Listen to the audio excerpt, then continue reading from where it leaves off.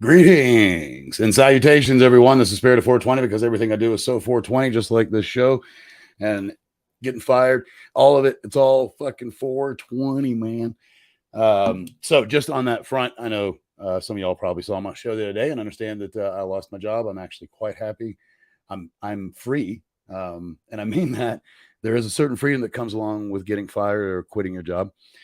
So I am truly feeling that freedom. Plus, I have a lot of plans. One door closes and 5 others have literally opened, literally 5 others. So on with more of that later. Tonight's episode is about letting go, the art of letting go.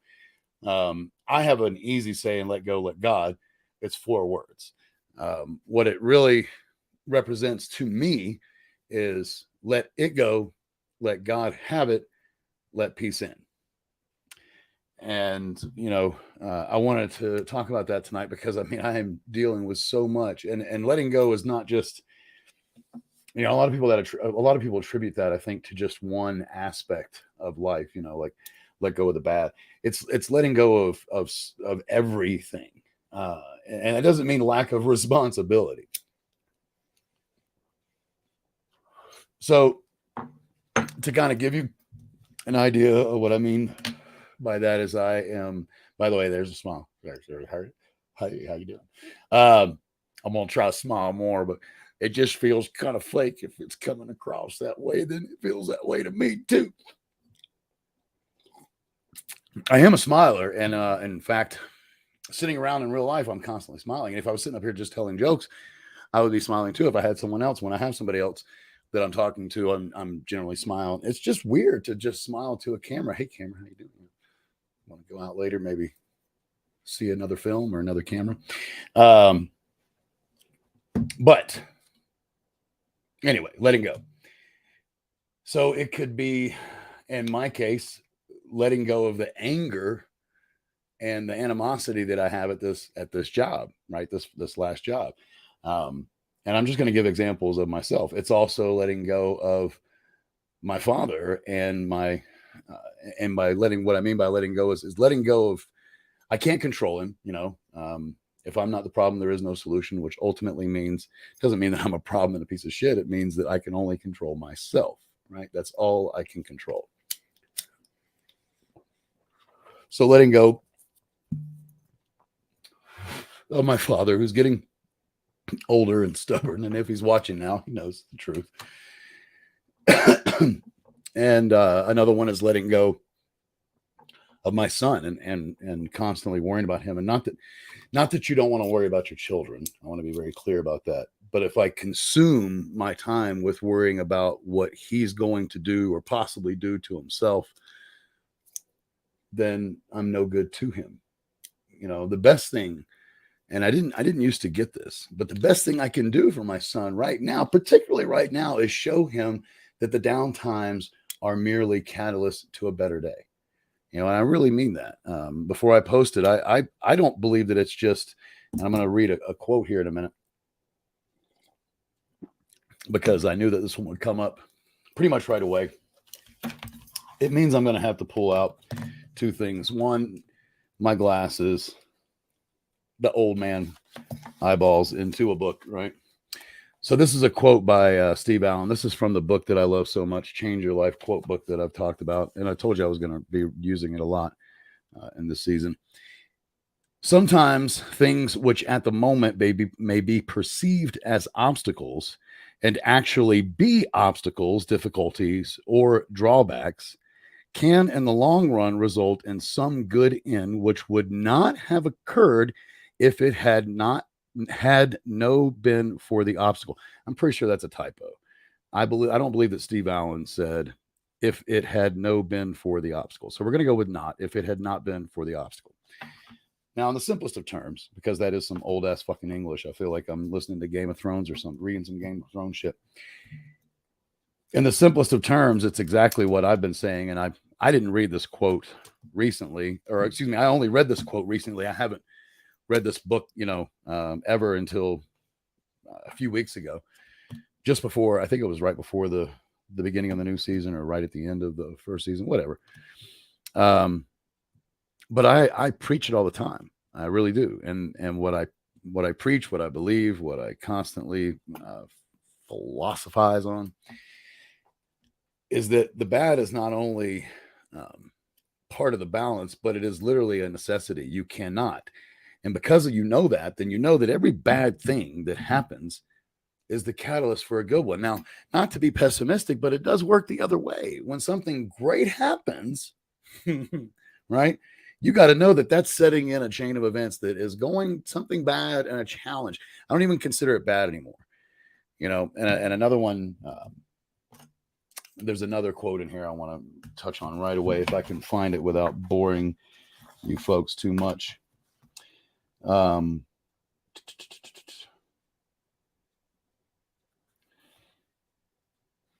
Well, the bottom line is when something good happens or something bad, it is the catalyst to the opposite happening. It is how the balance works. So even though it's a great moment, you have to prepare yourself. And the more that you live in the positive, and I was trying to find it because there was one that literally said it. It gave it words that I could use tonight, but I'll put it in my own words. And here is the reality. The more you pay attention to all the positive, two things happen. One, the bad, negative challenges, hurdles, whatever the fuck you choose to call them, the less they are obstacles, right? And what I mean by that is what used to maybe cause you days of turmoil and, maybe send you down a couple of other paths of bad decisions, right? Based on being upset, angry, whatever. That time frame is lessened. Think of it this way. Let's put it in the analogy of a hurdle, right? What was once a huge hurdle that you could not jump at all and would have to climb over, right, just to get over it, is now something that you can literally stroll over without even having to hardly lift the ground.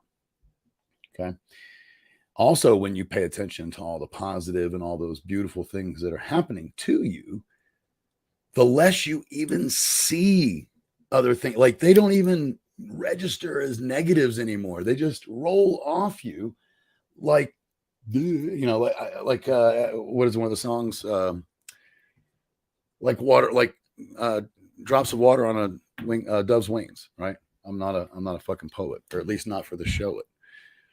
I do my own thing. I'll write later. Y'all will have the what's the word? The turmoil and the punishment of listening to that in the future, but we're not there yet. So again, letting go. There's so many ways that things that you apply this.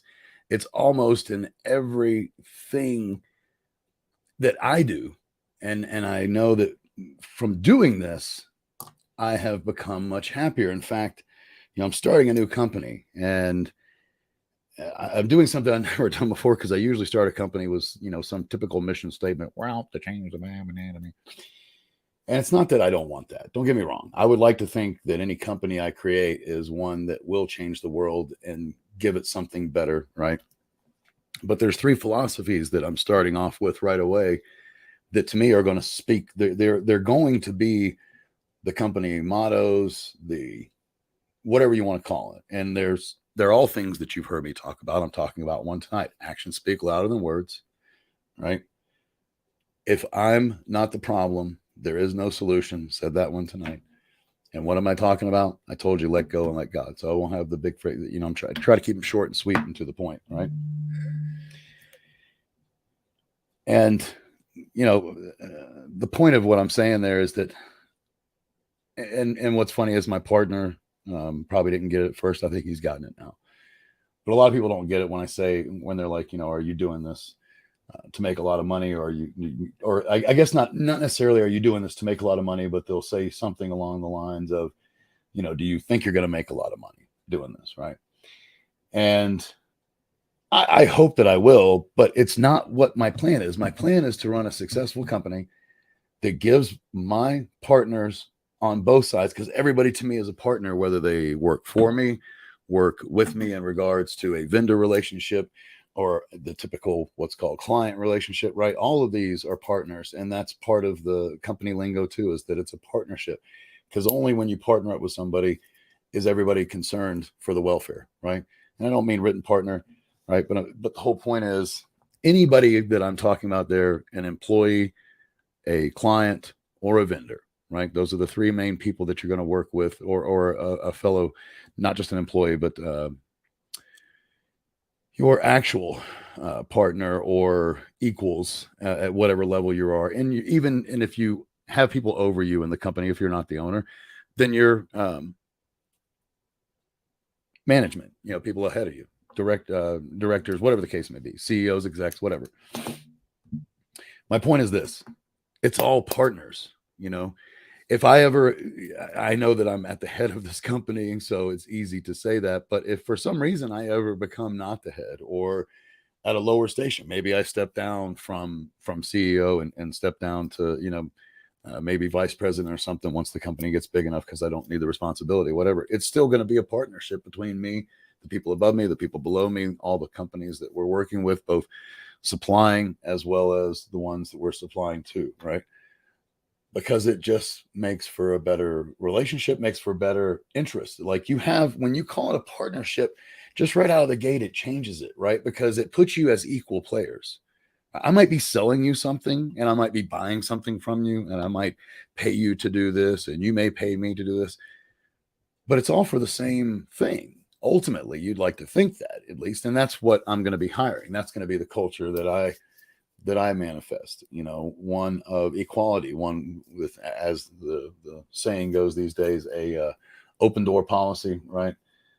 And in fact, I will not do, what's up, brother?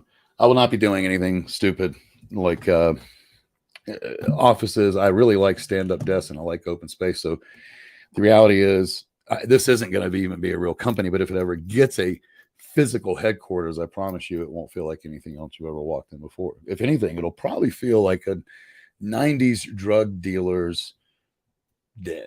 That's probably what it would feel like, because even back then I was like, if I ever open up a company, this is what I want it to look like, when it was the type of company that would have that. Now, I've opened up several companies since being a drug dealer, but those were all sales, purely sales. What do you call it? I opened up companies, but the entire company was based on a sales floor of, a certain amount of people. I did everything else, that and the woman I was with, and my father at the time. But again, the culture that I'm doing, part of that culture, obviously you saw right there, you heard it if you were paying attention, is let go and let God. Now, I know y'all are like, well, doesn't that bring religion into the company? No, God is spirituality. And in fact, for the sake of that, I will allow them to fill in the blank when they come in, right? Now, I will have my saying, but I will put all the other ones around. So, for instance, Mother Nature, karma. There was another one that I had that also works. Oh, higher power. Whatever they choose to call it. Brick, I think, was one that I thought would be funny.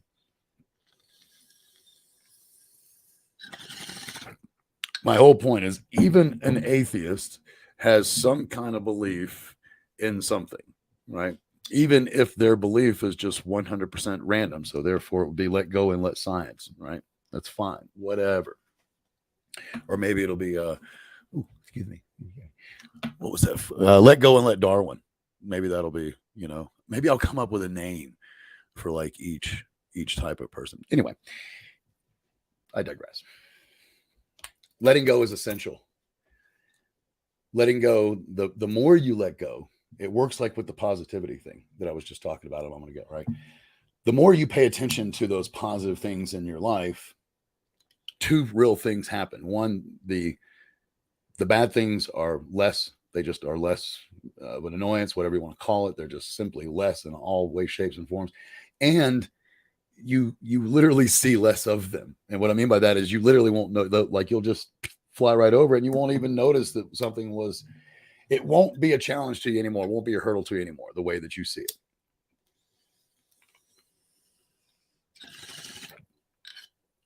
Now, with letting go, it works the same fucking way. I mean, all of it does, because we are creatures of habit. And anybody that argues that, it's kind of pointless, because this has nothing to do with science. It has to do with just looking at life and how we've gotten here. We're creatures of habit.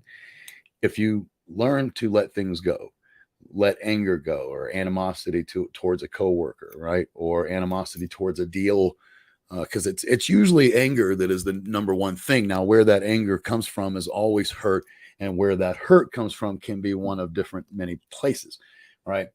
My point is, the more you learn to let it go, anything, right? The hurt between you and your best friend, the hurt between you and your woman, between you and your father, between you and the world, maybe you and the justice system, right? You and your children, taking care, whatever the fucking shit is. First of all, 90% of the time it's hurt. Now, believe it or not, I say 90 because there is times where you have to let go of the excitement of it, because that can fucking ruin you too. Anything that you bury yourself into, it's no different than that old saying of drug use, right? And people really learned this back in the 80s when we came up with an anonymous group for every single situation out there, right? Including and gambling is a perfect one. Actually, that's an accessory, but of course, including sex, right? I mean, like, we have an anonymous group. Go out there and look at all the different anonymous groups. You'll find it funny, and I don't mean funny, haha. It is a little funny, haha, but you'll also find it funny, and then you're like, holy shit, man, maybe I need to go to that one, because there's one for everything you could possibly be addicted to, which is everything. That was the point. Anything you do in abundance becomes an addiction, and it does become a point of ruling your life, to the point where it controls you. You have to do that thing. And sometimes it's, watching TV, right? I mean, you'd be surprised at some of the ones that all of a sudden, like, I remember there was a time when I wasn't just addicted to video games, but I was addicted to building maps for a specific game, because I was so far removed from the problems of the real world. And that's where every addiction lies. The whole point of the addiction, and the whole point of that you becoming addicted, is it allows you to, yep, you know the word, escape from fucking reality. It doesn't matter what it is. If you're an overeater, what are you doing? You're eating. And when you're overeating, by the way, are you sitting there worried about the problems of the world, or the fact that typically, now there's two different scenarios, by the way. Oops, excuse me. Excuse me. There's two different scenarios. What I mean by that is, I myself am an overeater, right? I've even dabbled in bulimia. And bottom line is eating disorder, and they cover it all. Like, if you go to an eater, I think it's Overeaters Anonymous, if I'm not mistaken, it's for everybody that has an eating disorder of any kind, right? Because the eating disorder is the symptom of the real problem, and the real problem is you usually aren't happy with yourself. That's why you do what you do. That's why you do the escape, because by escaping, you escape the reality of who you are. Now, again, my whole point is there's two types of people, and this is true for drug use. This is true for sex addicts, gambling. You're either the one that completely escapes the reality and goes full-fledged into your fucking addiction, right? You're fucking away or eating away, whatever the hell it is your addiction is, right? just staring at the fucking TV movie after movie, which I've been there too. Whatever the fuck you're doing, you're so into it. Like that was why I chose, for instance, to build. I could not sit and build these maps and do what I was doing and worry about the fact that my ex had fucking taken my kids from me, which is what was going on at the time. This was like 2004 or 5, somewhere in there. And I literally sat on a couch for so long. I was a heavy dude. I'm still a heavy guy. I'm not light, but I was much heavier, well over 250. And I sat on this end of the couch so long that there was a permanent indentation after this, like what probably was about a 2-month time period. And when I say sat there, I literally didn't move. I would pass out there. I would probably be out of that seat for about 2 hours a day. But that was purely like, dude, I remember times where, you know, I was also overeating at the same time. There was a lot of stuff going on. It was all to remove myself from how depressed I was, how upset I was with myself, disgusted I was with myself with the decisions I'd made. So I was eating fucking tons of Ben and Jerry's. I mean, like tons of it. I would go and buy a pint. Probably, I would go through a pint. Let me put it that way, because I would always buy like 2, 3, 4 at a time. I never bought one fucking pint of Ben and Jerry's, number one. And this was back when I drank the shit out of fucking sodas. So I would, generally speaking, buy 2 or 3 pints of Ben and Jerry's, 2 12-packs, take that home, and that would sometimes do me for only 2 days. Maybe 3 on the drinks, but not on the ice cream. Not on the ice cream. I'd have to get more. And in fact, what was really sad is the whole time I was killing those, and it was always the same ones. It was either Coke, because they were, so the place I went to, Hess, this was down in Florida. It was kind of funny, but I always went to the same Hess. It's where I got my Guess, where I got all my shit. That's where I got my Ben and Jerry's. And believe it or not, they fucking, like, I was closer to a grocery store than the Hess, but the Hess was the cheapest B&J around, right?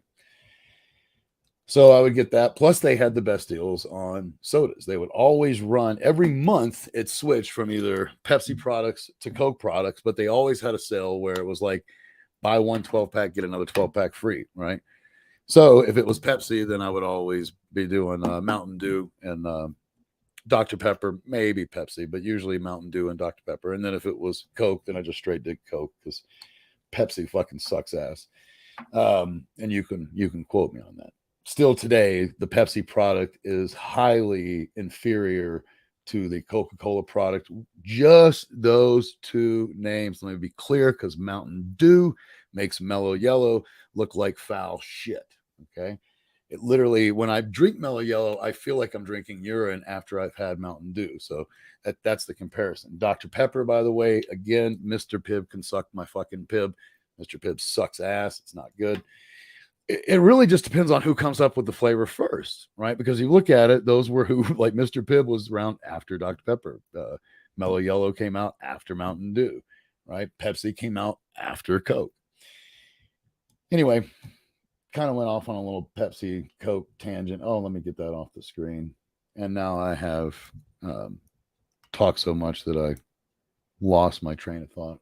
Can you imagine? Me, of all people. So it's probably time to take another hit.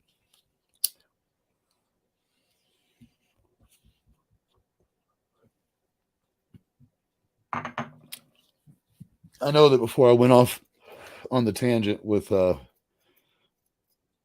depression, and that's where it was. So that gives you an idea. And that depression, there would be times, but very, very few times.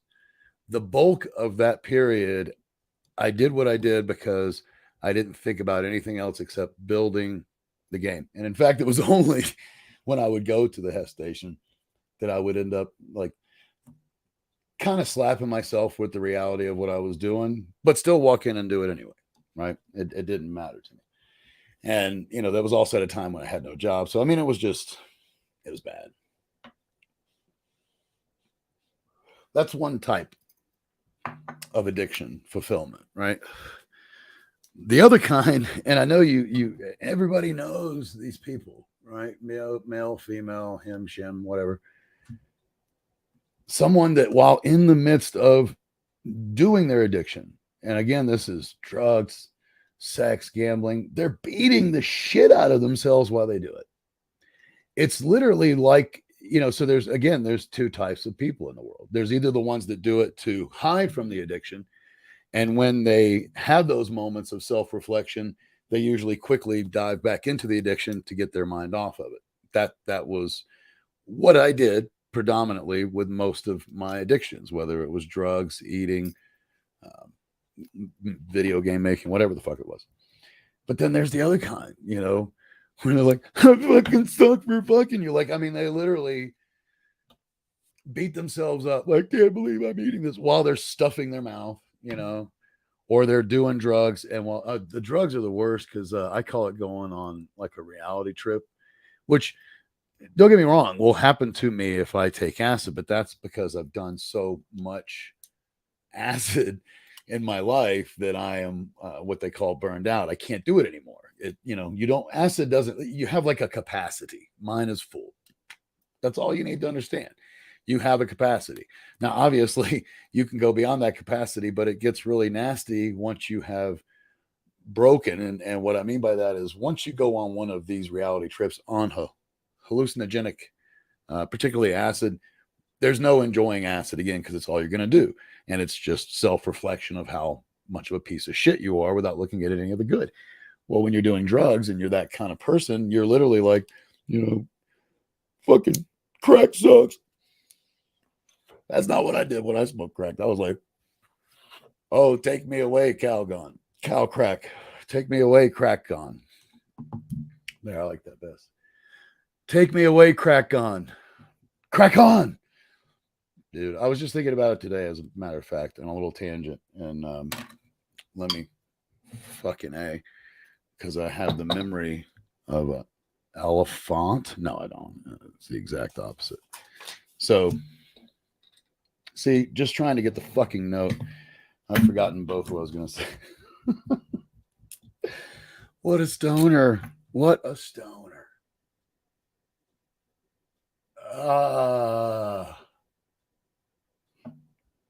Now it's just all gone. So y'all are just sitting here listening to me try to think of what the fuck I was talking about. Pepsi, you are out of your mind, dude. We're no longer, I don't know you. Don't call me anymore, man. Pepsi loving motherfucker. Pepsi sucks ass. Now, if you said Mountain Dew, I'm all down for it. I used to call it Mountain Spew. Oh,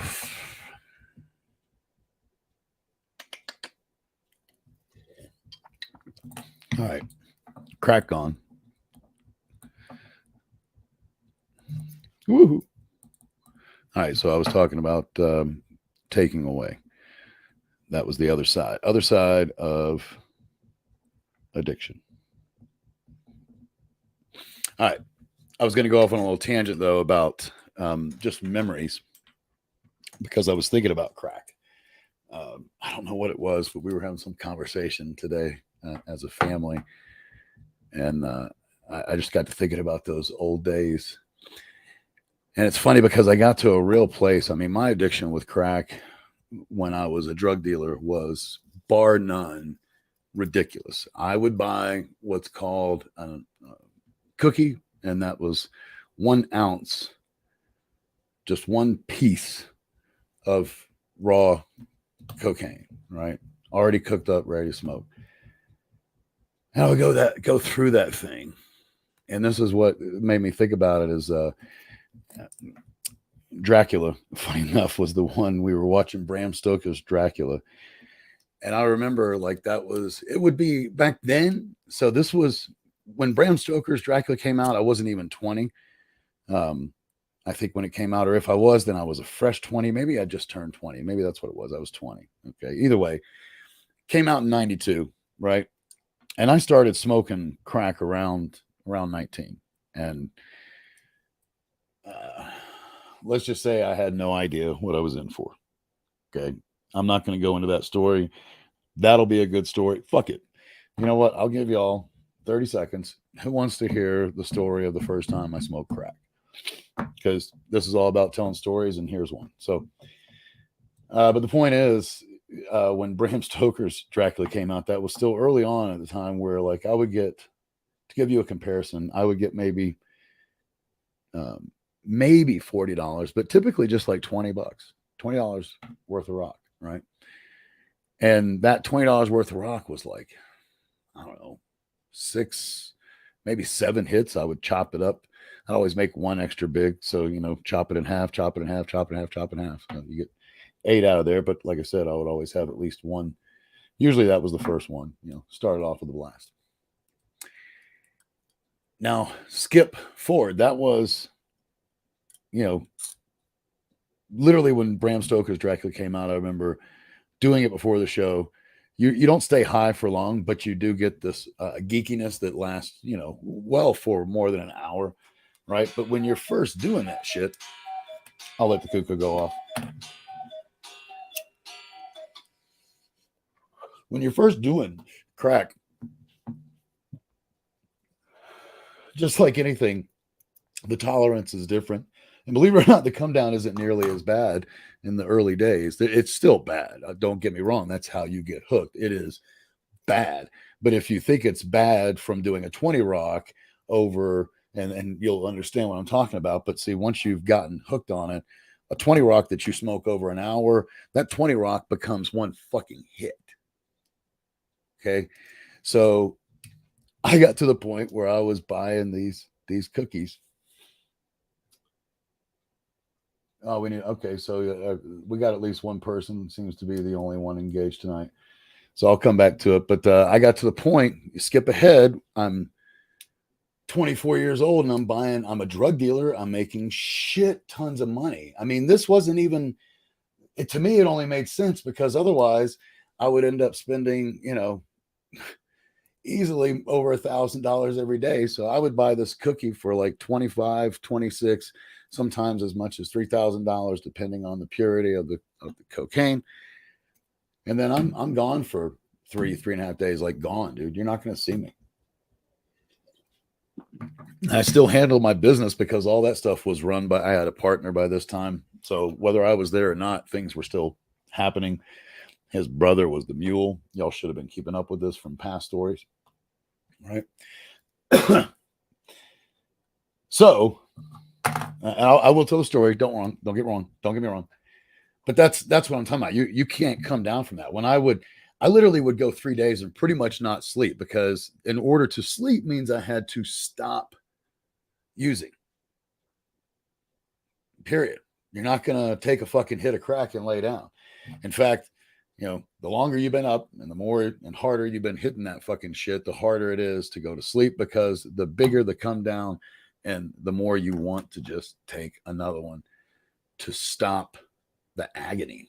And people don't understand the agony of what it is to geek out for that next hit until you do it. And please don't go and find out. There's no reason. I did fucking so many hits for you. You don't need to find out, because I promise you, first hit, you'll be done. First fucking hit. And I'm about to tell you that.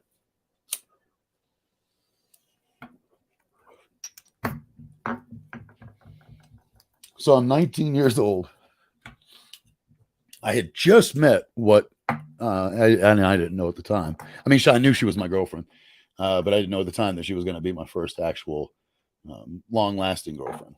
And I hung out with these 3 dudes, which were a couple of brothers, and then their best friend.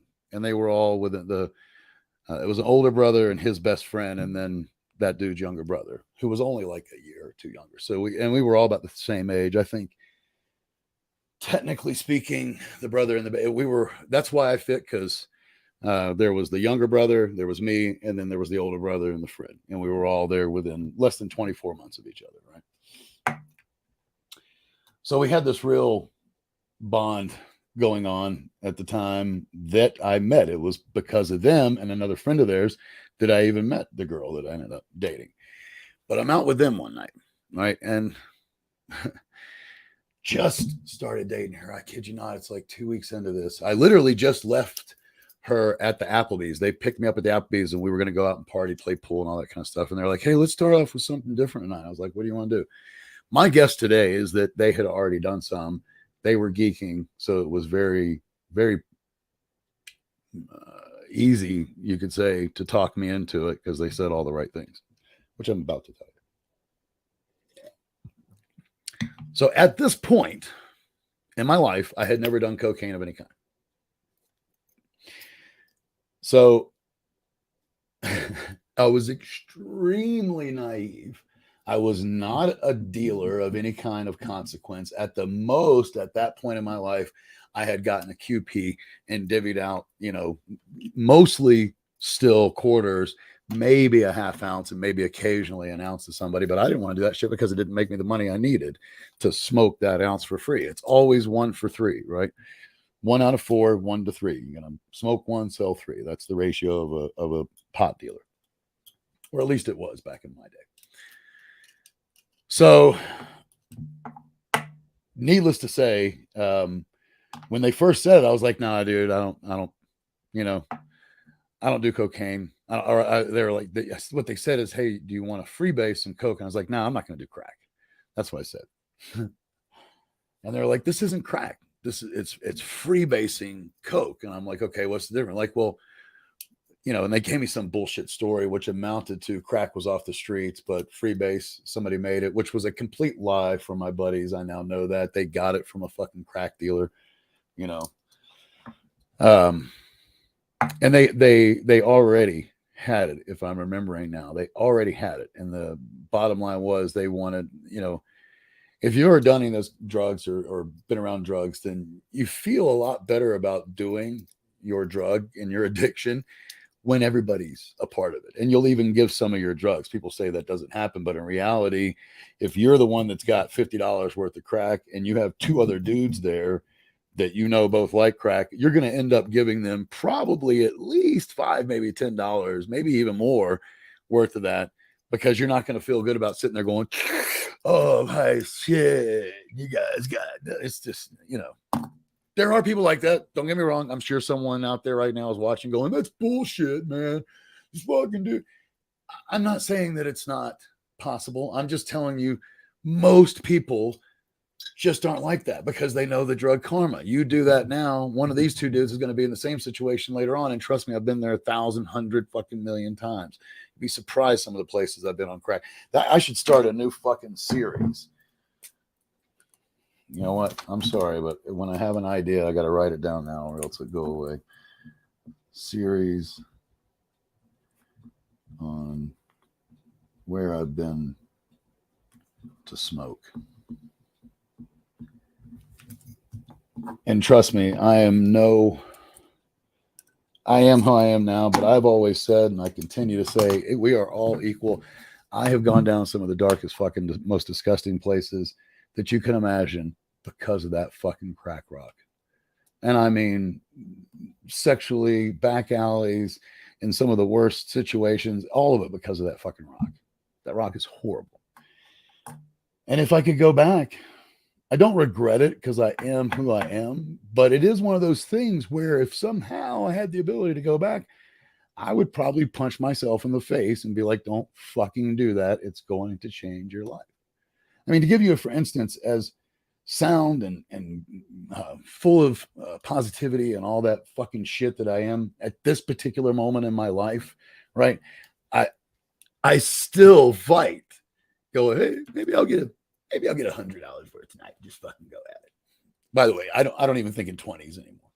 It's starting off at 100 because I told you the hits are almost $20 worth. Even now, I'm sure that somebody's told you with addiction, when you quit an addiction, you can go 10 years and you're going to pick up exactly where you left off. Right? And I didn't mean for it to go into addiction, but addiction is, part of what you do in order to beat any addiction, whether it's opiates or cocaine or meth, amphetamine, or God forbid, if you're somehow addicted to marijuana. No offense. I don't, it's one of the different ones. And that's a whole nother discussion that we can have. Oh, shit. Sorry, it's just the reality of being high. You know, those are addictions. I was going to say something that actually had a point. They take you down a very dark road, but that was not it. I mean, that's just the obvious fucking statement. I was going to say something. Well, maybe I'll come back to it. Who knows? Or if somebody can maybe tell me what the fuck I said. I think you can rewind when the live stream is going. I don't know. Back to the story. So I'm 19. They asked me, and I was like, "No, I don't do that." And they gave me this fucking hill beans. Like I said, that it was freebasing, and freebasing was different. So I did it, and I took a hit. And let me tell you, it changed my life. Right? It is forever an addiction. It is forever there in the back of my mind. I have to let go every single time it still happens now and let God and just be like, I stop what I'm doing just so y'all understand. And whatever you put on there, karma, whatever the fuck you want to put on there, put whatever, you know, let go and let karma, let go and let science, let go and let Mother Nature, let go and let cock. I don't care. Say whatever you want to say so that you're letting go of it and letting something else have it. Right. And I still do that today, even with that addiction. Even with other addictions, you know, that's why I was saying you can't take it away. Obviously, if I had that choice, there's few things that I would do, but I would take that away because it's just the nights and the places and the things that I have done for that is very dark and, you know, in and of itself, very horrible. And in fact, that night I ended up taking like about what it amounts to, because of course, after that was gone, we literally did what happens every time and went and got more, did that and went and got more. And that was my first time doing it. And I did a 3-for. First time, right? That's how addictive that drug is, because it takes you away. It does what you cannot do that you're wanting to do, right? And I know y'all are probably all, what did that fucking mean? The drug allows you to let go. That's why we do it. And in fact, you know, the reason crack is so fucking addictive. Yeah, here I'm trying to get this smile. The reason crack's so fucking addictive is because it takes you so fucking high, as you're blowing the hit out, you are higher than a fucking kite. But there's a balance for everything. You get that fucking high, that fucking quick. Guess what? The other side is like, it's like, and it's a fucking dive bomb, man. Like all of a sudden you're this high and then it just goes and you're fucking geeking. Like, give me another hit, give me another hit. That's all you want. You just want to be back to where you just were. And that's the real trick of it, is that, and I was going to tell you that, I'll give this much of a story. At the height of my addiction, getting those cookies, and if you can believe it, my girlfriend who was with me at the time was maybe on her heaviest day, $130, right? But probably more like, I'm probably getting it wrong and she would slap me, but she was actually shorter than the average woman too. So she was like 5'3", 5'4", and she had just a little bit of thickness, but definitely not overweight at all. Just thick. She was very, very attractive. But she wasn't thin. That's all I'm trying to say. She wasn't petite, although she was small. She wasn't petite. She was still full bodied. So maybe 119 or something. I don't know weights all that perfectly when it comes to females. But she would try to keep up with me hit for hit. And not just one time, but many times I got to the point where I was timing it. I was just curious, like how fast and what my consumption rate was, you know. Every 3 minutes, I was taking a hit. And in those 3 minutes, I would be high as fuck. I would give her a hit. And by the time I took my hit, I wasn't fucking high anymore and really wanted that next hit. That's how bad it was. And like I said, she tried to keep up with me. I watched her have multiple seizures in a house in Athens, Georgia, trying to keep up with me. 3, 4 o'clock in the morning. Just, if you've ever seen anybody go into a seizure, eyes in the back of the head, you know, that was probably closer than my first impression. But the first time you see that shit and you don't know what the fuck's going on, that weirds you out, man. I saw her twice, and you know, I've always felt like it was a miracle that she didn't die either time because I didn't know what to fucking do. I knew that for a seizure, you didn't want them swallowing their tongue. But what you got to understand is once they go into that seizure, you never felt jaws locked down so hard. Like getting her mouth open was an impossibility. Because I was trying to get a belt in there, like they say. Right? That's a fucking impossibility. You can't do that. What do we got here? I missed this. 10 years. What was 10 years? You'll have to remind me, dude. 10 years is not enough of a reminder. I didn't know that. 10 years. I didn't know that. Well, that's very fucking vague, TP. Jeez. Not doing me a whole lot of help. But yeah, so the first time was 19.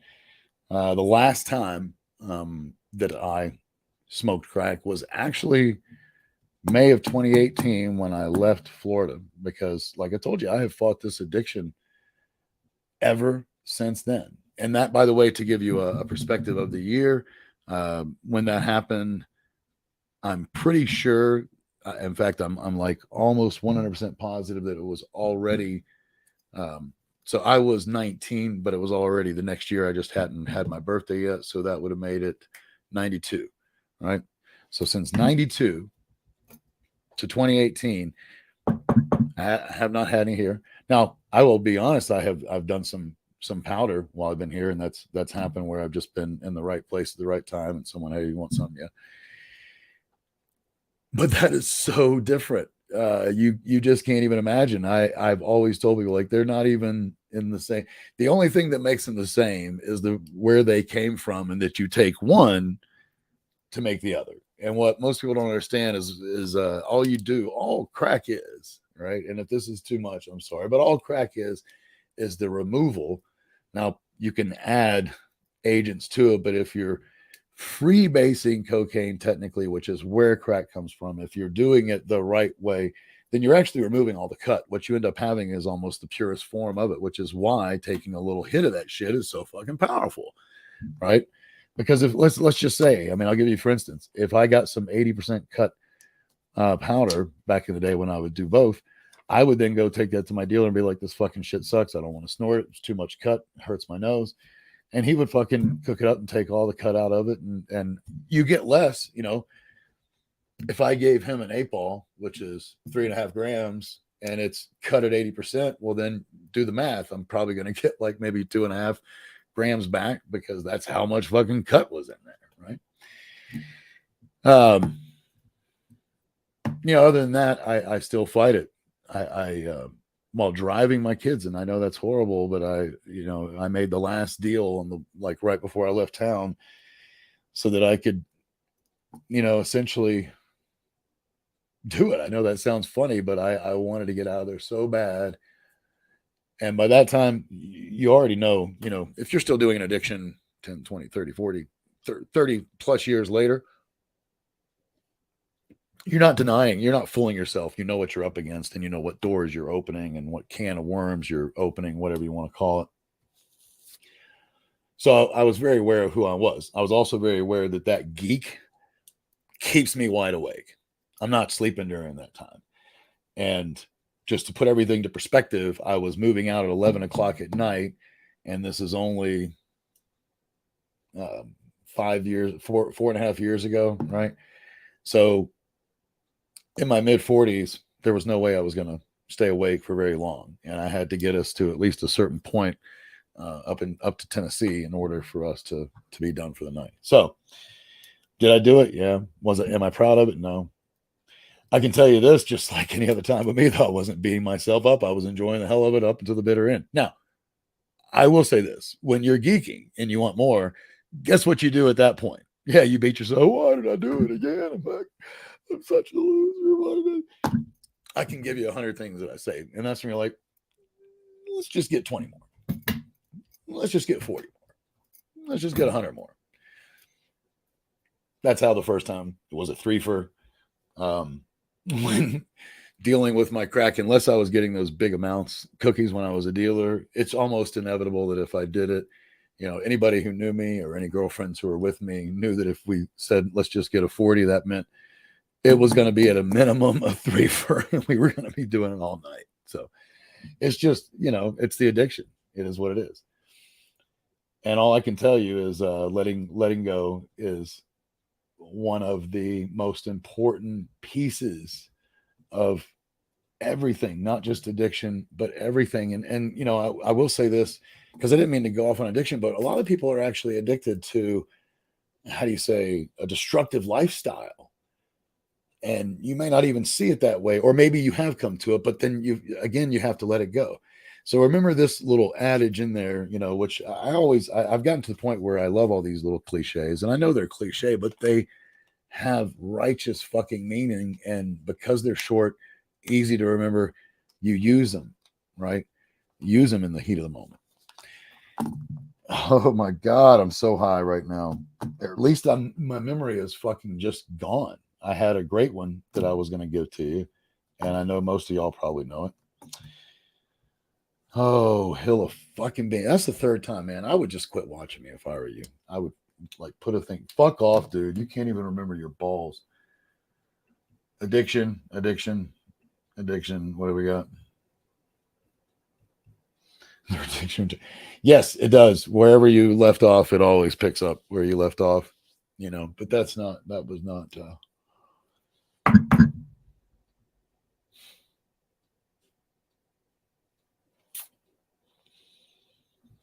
Oh man, it doesn't. I mean, it matters, but I've got to let it go, because otherwise it's going to fucking drive me insane. That's one of them that I learned to let go as the older I get and the more pot that I smoke and my memory fucking farts out on me the way it just did. I used to get livid when that shit first started happening, and all my attention, I would just ruin the moment. It's no big deal. If it was important, I'll end up remembering it and saying it again. And I have the rest of my fucking life to do that. Even if that's still tomorrow, then fuck it. I missed out on one, and you guys don't get a piece of advice that you've probably heard before anyway. But I was just going to put it in the context of a good time to use it. You know what I mean? That's what I was going to do.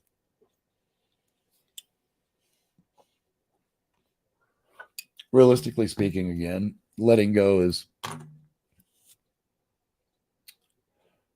an absolute mandatory, I think, for anybody trying to live a righteous life, because if you don't, you will beat yourself up. You will not just yourself, you'll also stay angry at people. You'll burn bridges. You'll make rash decisions. There's a lot to be said for letting go and learning to just let it be, and I'll tell you, I'll just give you another, for instance, of this, because I wanted to share this as an example, and this will be the end of it. But if you're holding on to something, it's no different than what we talked about a moment ago. When one door closes, then other doors open. Well, here's another, unfortunately, I try to always look at the positives, but here's another way of looking at that. When one door opens, or when you do not close one door and leave it open, then you miss other opportunities, right? And if you're so focused on, say, the loss or the whatever it is, and I'll give you the example here in a minute, but if you're so focused on it, then the light can't come in. It's almost like, if you have that umbrella up, so to speak, to block the sun from blinding you, then when it does need to shine on you, you're not allowing it. And the example that I was going to give to that is when, so in 2003, when the boys were about 3 and 3 months, somewhere in there, like not even 3.5. That's when their mother left me, right? Almost a year to the day, I moved down to Florida, and that's where this all started. And you heard that when I first moved down to Florida, that was now 2004, and that's when I sat there and did this, because the only friends I had were online friends. So I wanted to build, and I was, just to give you an idea how engrossed I was in it, I was playing the original version of Far Cry, and I created some really badass maps, including a couple literal replicas of Halo maps that was just, meticulous and time consuming. And I do believe everything happens for a reason. I was a different person back then, so I don't regret. I'm trying to share this with you so that you can learn to get to there, but it's all going to happen the way it's supposed to, right? But I was consumed. I mean, consumed. And it wasn't until, first of all, anything I had relationship wise was purely sexual. And I let them know that I wasn't looking for a relationship, right? And funny enough, when you're in that place, when you do want a relationship with somebody that you meet, they're not going to want one, by the way. Even if you've started off with, hey, I'm looking for a relationship.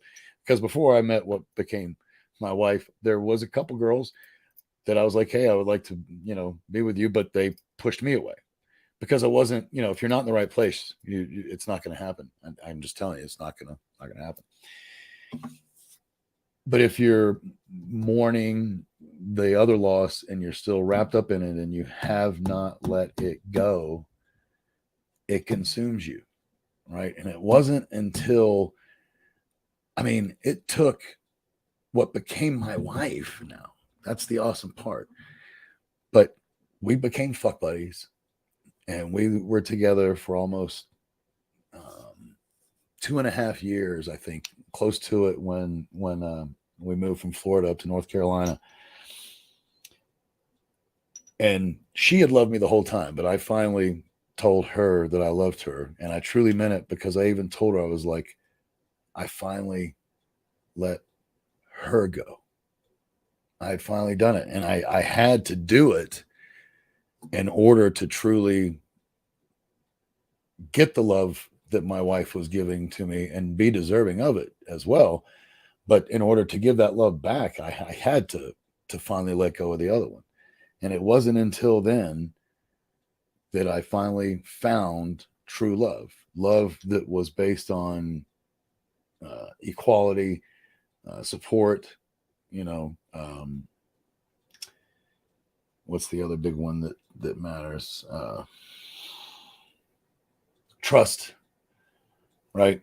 One that was built, it was built different from the beginning, and it started off as friends with benefits living with me. And I had such a wall,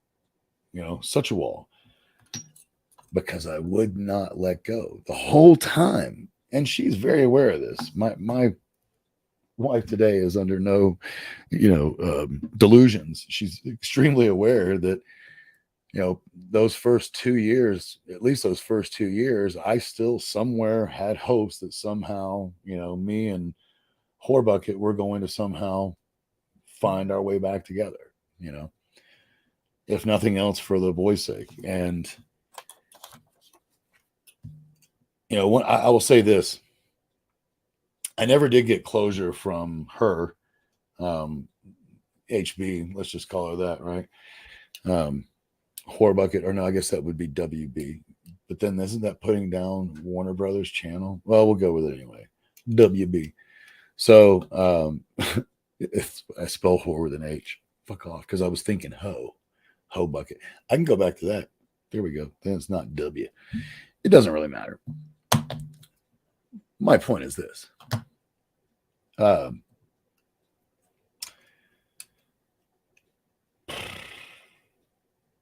It wasn't until I let go of her completely, and I never got the closure from her. So that was part of my difficulty. And I want to say I understand that to people who are like, what if you can't get closure in that type of scenario, right? That's where the second part of the saying comes into play. And it's always true. And there's really the third part is the peace, right? Once I truly let it go, once I truly let God have that situation, the universe, science, karma, whatever you want to call it, I started finding peace, and the peace has only grown with every day removed from letting go of that. And one of the things, that that was in just a moment, please. I truly let go of her in 2009. And my life has exponentially gotten better ever since my wife came into it, even in 07. It has gotten better. But letting go of her and truly falling in love with my wife and really getting to know who she was, because when you have that wall, there was also a lot of things that were like, yeah, she told me things, but it was like, whatever, all you are is a fuck to me, right? That's when you have that mentality, you don't hold on to the little details the way you do when you've actually decided to give yourself to that person, right? Even though she was doing that for me, I will say that I'm fully aware of that, but I digress. Every day has gotten better. Every day has become better. I don't want anybody to have any, have no mistakes or make no mistakes about it. We have bad days. We have fights. I think part of what happens now and part of where we are is, at least for me, I believe like there's no fight that is going to necessarily destroy our relationship, right? Or that we cannot get past, even though, and she'll tell you there's times where, probably in the heat of a moment, even with who I am today, threaten, that it won't, but it's typically because I'm like, look, we've got to change this or it's going to destroy us. And that is true. Like, but we know we're going to change it. Right. And what that means is we're going to compromise. And just real quick, what that means, right, is we're both going to lose a little something. We're both going to gain something and meet somewhere in the middle.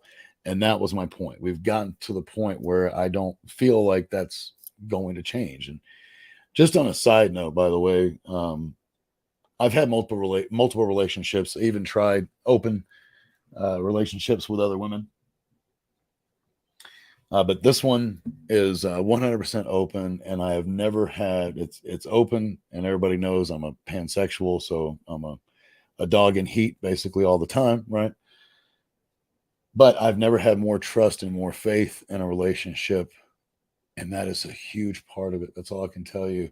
As she will tell you, there's no wondering about if there's going to be a cheating, and somebody's like, yeah, but you know that they're fucking somebody. It's just sex, people. Like, whoever put this big, we have to do it just to keep the race going, right?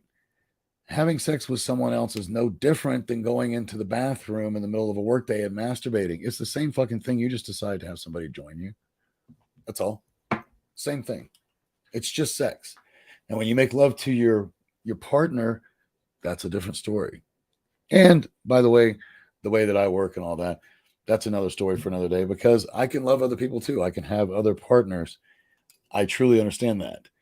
There's only one that is my partner in life, right? I can still love these other people that I sleep with and care about them and have relationships with them in the sense that, I care and want to know what's going on with them. But there's always a priority of the one that I have, decided to share my life with, made kids with. We are partners in crime and through, each and everything. So that only happened, that entire thing, my point of this, getting to that point and having that kind of a relationship was because I let the other one go. And if I hadn't, I would have let this slip away, like other opportunities that I may have slipped away. Although, again, everything happens the way it's supposed to. Everything happens for a reason. It's happening exactly like it's supposed to. So I'm not really too, again, that's why I try not to regret. There's some things that if I could change, I would. Crack's one, but hey, I really don't want to. I am only here because of all those fucking crackheads. Think about it that like that, because that is actually the truth too.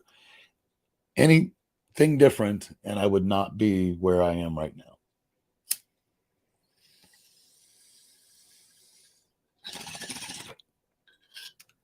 One thing that we have proven to ourselves is it only takes a small event. That's why people that say that details don't matter, they're absolutely wrong. The details do matter, because it only takes one tiny detail to totally put your life on another fucking course.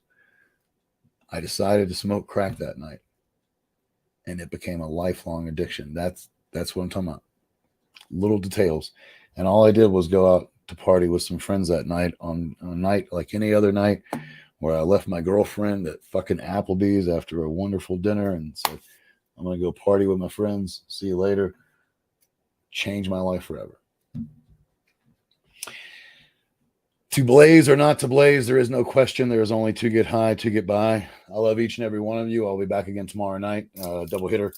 That's because I missed Monday, but no big deal. I'll be back again tomorrow night. Happy as ever. And let's just see where it goes. I'm not sure what I'm going to do that episode on. Maybe I'll go see a movie and do an investigation. Who knows? Either way, I love all of you. Have a great, wonderful evening. Each one of you are special. You're unique. You have a purpose. You're no better or worse than anybody else. We are all equal. If there's something you don't do well, that means there's something else you do extremely well, and someone else out there can't do it the way you do. You are incredible. Please remember that. Please know that. Take that with you. Have a wonderful evening. Excuse me. I was starting to get that scratchy throat.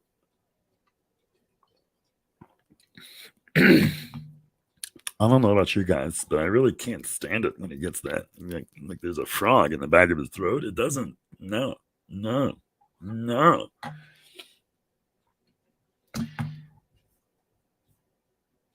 That one's still smoking. I feel like, am I the only one feeling like that's a sign? That's like incense burning away. Don't waste it. Hit it. Just hit it.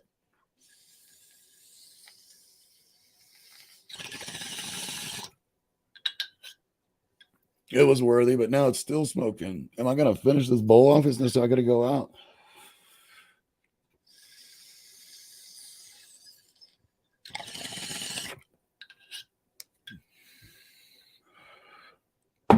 All right, that's the end.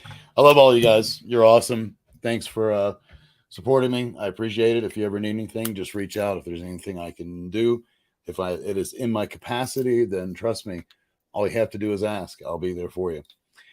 And with, by the way, the only requirement is that you pay it forward. All right. So always keep moving forward. Always pay it forward. Always be thinking and remembering that you are incredible. You're awesome. That's why you pay it forward, to give that to somebody else. And funny enough, if you pay it forward, it'll end up coming back around and being paid for to you through somebody else. And holy shit, it's still going. This time I'm going to fucking torch it.